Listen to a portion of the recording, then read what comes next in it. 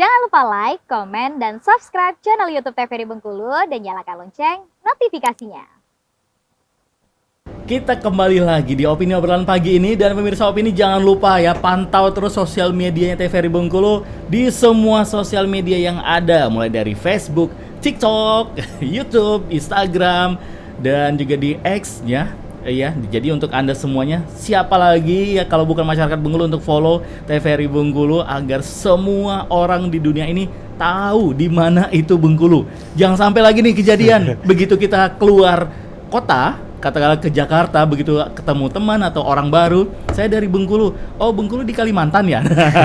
Jangan sampai terjadi seperti itu. Mas Hendy, Ya. ini kan juga pernah merantau ke ibu kota. Iya, benar. Pernah kejadian nggak sih seperti itu, hal unik? Kamu dari mana? Saya dari Bengkulu. Oh, Bengkulu. Bengkulu itu Palembang ya katanya. Oh, pernah kejadian udah.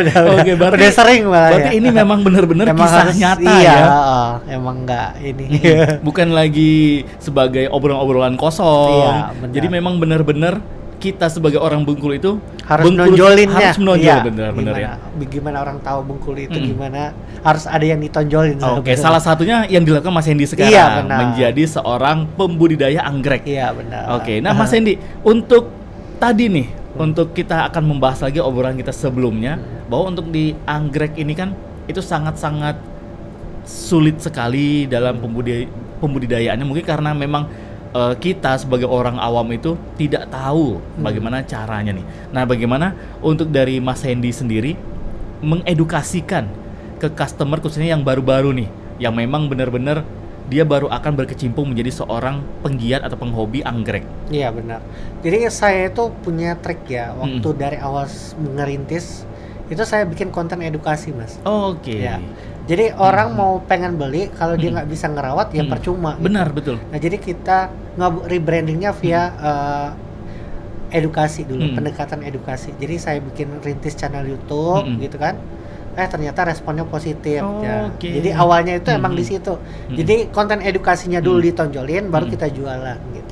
Oke, bukan justru kita menonjolkan lapak kita atau Iya, toko benar. kita nih. Gitu. Orang kan bakal bosan ya, kayak namanya cuman ngejual. Kalau dia udah memang hobis ya nggak masalah. Cuman kalau orang baru, kita langsung tawarin jualnya kayak mereka juga nggak bakal Anggrek paham apa ini? Iya, benar.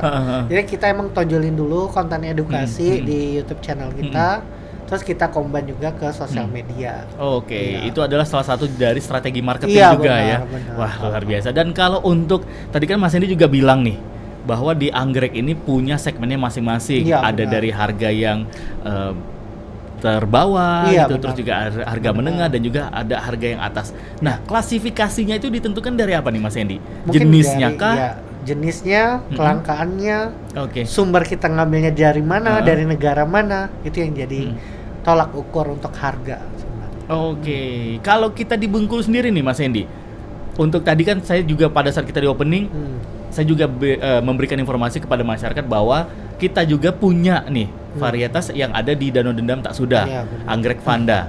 Nah, selain ada anggrek Vanda, apalagi nih kalau yang memang benar-benar ciri khas Bengkulu? Kalau di Bengkulu itu dia emang ada beberapa spesies yang memang banyak tumbuh itu di dataran menengah ke tinggi. Oke. Kayak di daerah pegunungan, dari daerah Bengkulu Tengah ke arah Curup, terus perbatasan kita ke Sumsel. Itu sebenarnya banyak spesies di sana. Jadi Oke. ada beberapa istilah nama latinnya itu kayak Grammatopilum gitu. Oke. Memang dia banyak di dataran Sumatera.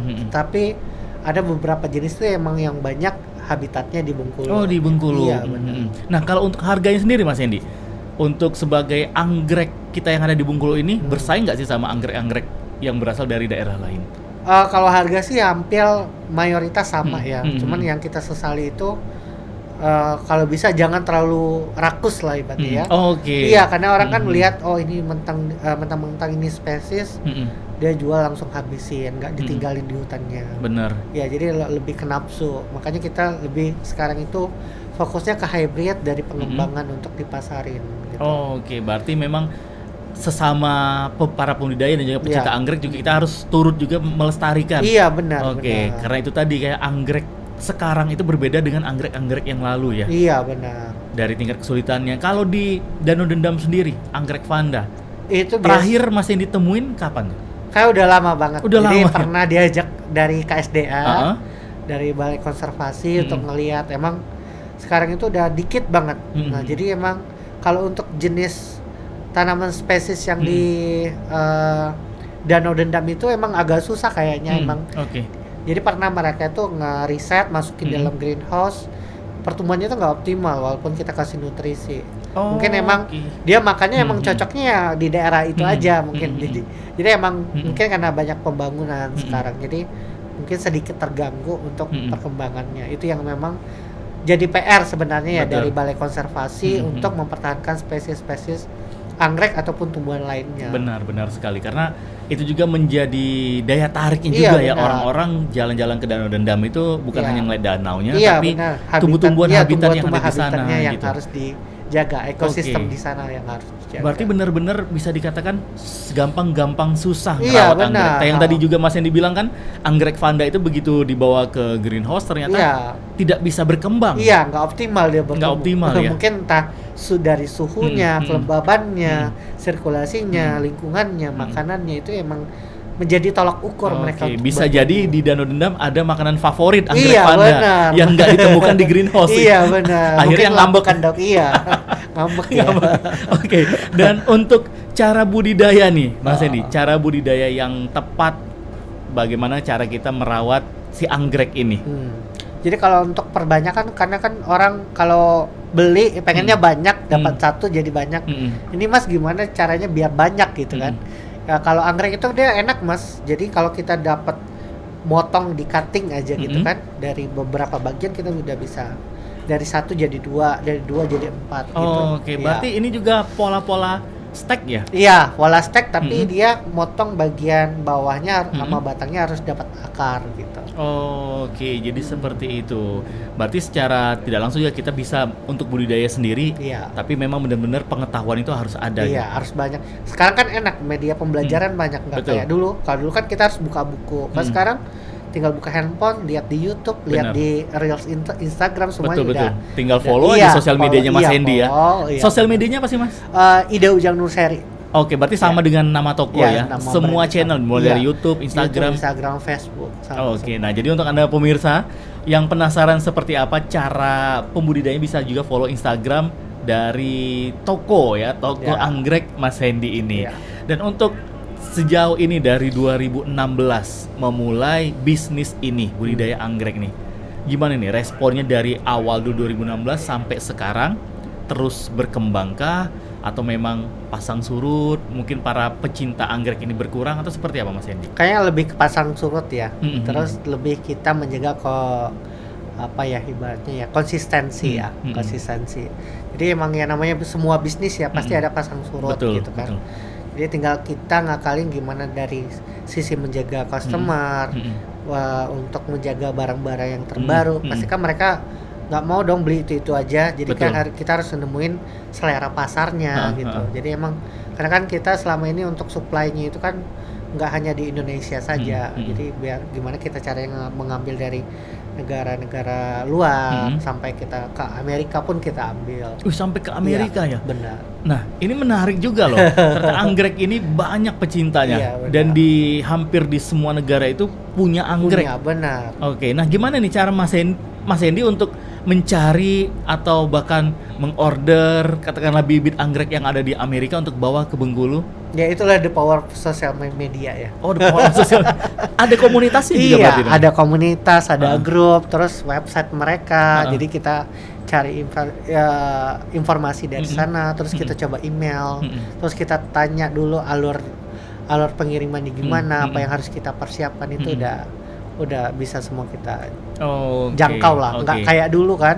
Kalau dulu kan orang kalau pengen nambah koleksi ya dia harus ke pameran. Betul. Iya, untuk informasi kan nggak segampang saat ini gitu. Oke, nah kalau kita pengen melihat atau memiliki anggrek yang warnanya berbeda-beda, itu memang hasil dari pembudidayaan kah atau memang alami nih? Karena kan Itu sering kalau- kita lihat kan iya, warna benar. tuh bagus-bagus banget dan Iya. macam-macam. Itu mereka kawin silangin Mas. Oke. Iya, jadi mereka kawin ini varietas A, varietas B, nanti dia dapat varietas C dengan perpaduan warna dari kedua orang tuanya gitu. Iya. Oke. Ini juga yang membuat harga anggrek itu menjadi lebih mahal ya? Iya, lebih mahal, lebih berwarna, jadi orang lebih tertarik untuk mengoleksi gitu. Oke. Nah, kalau Mas Hendy sendiri nih Mas Hendy, sudah berapa kali nih berhasil mengkawin silangkan? Oh, kalau saya untuk saat ini kan masih kendala di laboratorium ya, karena kan kalau kita mengawin silangkan itu nggak segampang yang kita. Oke. Iya, jadi emang ada laboratorium, jadi kita titip nih benihnya, nanti mereka yang besarin dulu. Nah, nanti dia akan dibotolin tuh. Jadi anggrek itu di dalam botol digedein, nah baru nanti kita sebar benih. Oke, jadi Iya. memang harus dilakukan riset dulu, Iya, penelitian benar, terlebih dahulu, iya. jadi nggak bisa asal-asalan gitu ya? Asal-asalan. Oke, nah sejauh Mas Hendy ini berkeliling untuk mencari anggrek ini udah kemana aja Mas Hendy? Kalau untuk biasanya saya dulu awalnya banyak waktu saya bekerja di Jakarta itu, karena kan dulu kan kalau ke Thailand itu ongkosnya murah tuh Mas. Betul. Jadi keren-kerenan kan, makanya 2 bulan sekali kita ke Thailand cari anggrek. Lebih cari anggrek murah gitu. ke Thailand daripada ke Aceh gitu. Iya Ke Bali. benar. Apalagi sekarang Bengkulu Jakarta sama kayak Bengkulu ke Thailand. Betul. Ya, iya. Oke. Iya, Jadi sampai ke Thailand hunting ke ya. Thailand, ke Jepang juga, Oke. ke Taiwan juga. Oke, nah kita akan ngobrol serunya gimana perjalanan Mas Hendy juga hunting anggrek ke negara-negara lain. Iya. Setelah yang satu ini Mas Hendy dan pemirsa Opini, kita akan lanjutkan lagi obrolan setelah yang akan lewat berikut ini.